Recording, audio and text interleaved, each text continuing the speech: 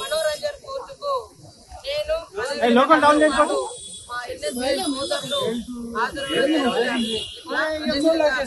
ముందు వచ్చి మన కృష్ణగౌడన్న అదేవిధంగా నరేందర్ గారు ఇంకా ఇతర సోదరులందరూ కూడా ఈరోజు అడ్వకేట్స్ మరి నాతో పాటు మిగతా క్లయింట్స్ కూడా హాజరవడం జరిగింది.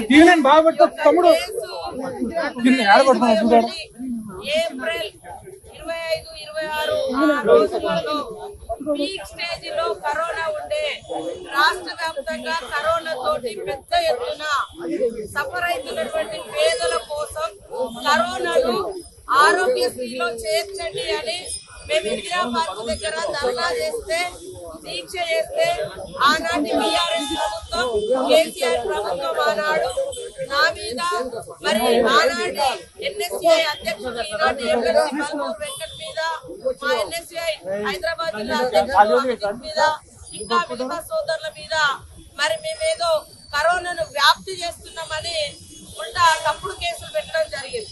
మేమేమో కరోనా టైంలో ఇల్లు చూసినాము, గడప గడప తిరిగినాము, కష్టాలు చూసినాము. పేదవాళ్ళు ప్రైవేట్ హాస్పిటల్లో పోతే లక్షలలో ఖర్చు పెట్టుకోవాల్సి వస్తుంది, వేల మంది చనిపోతున్నారు. కాబట్టి కరోనాను ఆరోగ్యశ్రీలో చేర్చాలని మేము డిమాండ్ చేస్తే ఉల్టా మా మీదనే ఆ కరోనాను వ్యాప్తి చేస్తున్న సిద్ధంగా అని మరి ఉల్టా కేసు పెట్టడం జరిగింది. దానికోసం ఈ రోజు అటెండ్ అవ్వడం జరిగింది. సో మీరు చూస్తా ఉన్నారు, మేము పబ్లిక్ ఇంట్రెస్ట్ లో ఆ రోజు కరోనా వ్యాధి నుంచి పేదవాళ్ళను కాపాడుకోవాలనే ఉద్దేశంతో ఆరోగ్యశ్రీలో ప్రజల యొక్క డిమాండ్, ప్రజల యొక్క అవస్థలు చూసి మేము ఆనాడు పోరాటం